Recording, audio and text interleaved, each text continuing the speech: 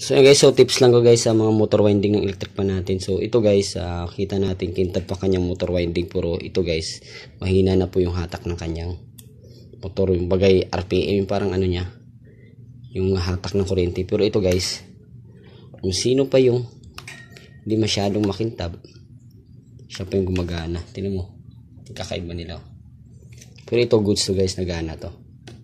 Yung isa hindi. So siguro pure ano to guys, meron kasi mga ganito pure tanso, ito baka coated lang to, yung sinasabi nilang aluminum, no? So yun, tips ko lang sa inyo na ano, hindi lahat ng makintab ay maganda gumagana.